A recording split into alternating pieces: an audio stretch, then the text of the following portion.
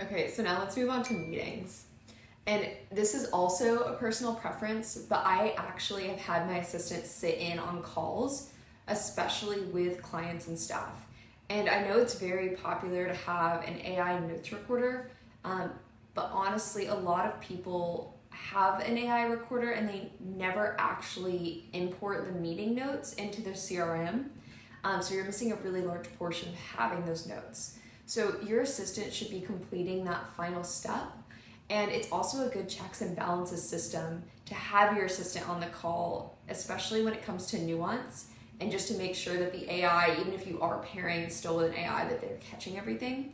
And sometimes something might get casually mentioned that actually ends up being very important. For example, I had a client change a start date on a follow-up meeting once, and it was mentioned very casually and only one time.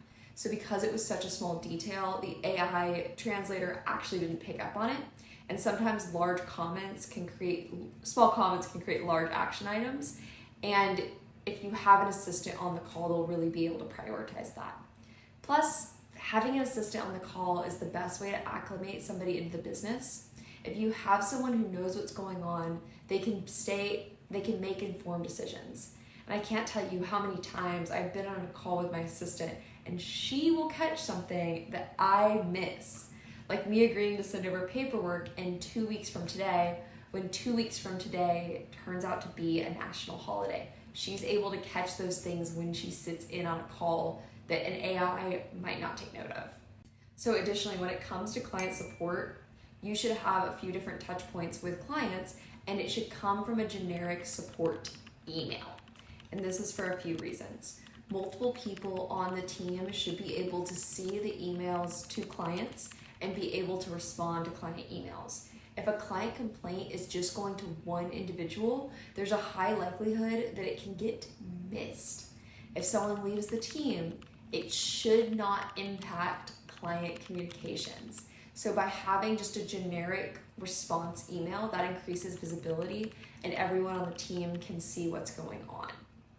And there are 2 ways to create a shared email address, but I'm going to show you one way to do it for free. So we are going to first start out by going to your Google admin account, and you're going to toggle over to the directory on the left-hand side of the page and expand directory, then click on groups. Next, click create group for the name and email. I would suggest inputting either help or info at your company name.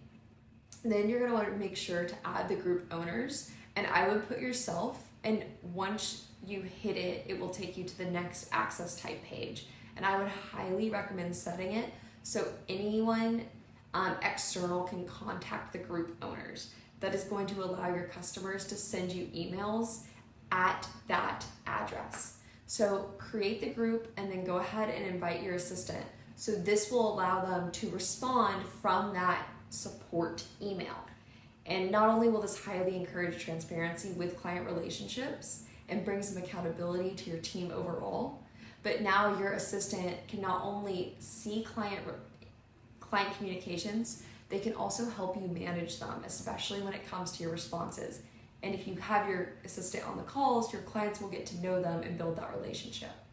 And this way, they can also start mimicking your responses for the future if they're able to see what you say. So they can keep track of urgent emails and overall make sure your clients get great customer service. You might not think that this is a priority, and I completely understand, but I guarantee it absolutely is. And you don't realize it until you've missed a client communication while you were on vacation, or until it does become relevant and you have an angry client.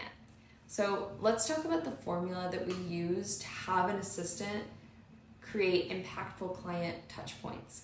And no matter what your client frequency is, your assistant should be checking in with clients twice before a service or appointment and once afterwards. And you can spend a lot of time and money on automated systems, but I find when you get a personalized response from an assistant, it goes a long way, which is again why you want to include your assistant on calls, because they're building that client relationship. So 3 days before any service, your assistant should reach out via email and text not only a meeting reminder, but also a description of the agenda meeting. And this can be as simple as stating that it is a free consultation or as complicated as a fully structured meeting. But either way, it will provide clarity to the nature of the appointment so that you can also clear up any miscommunications. I think this is a really good way just to make sure everybody entering into any meeting is on the same page.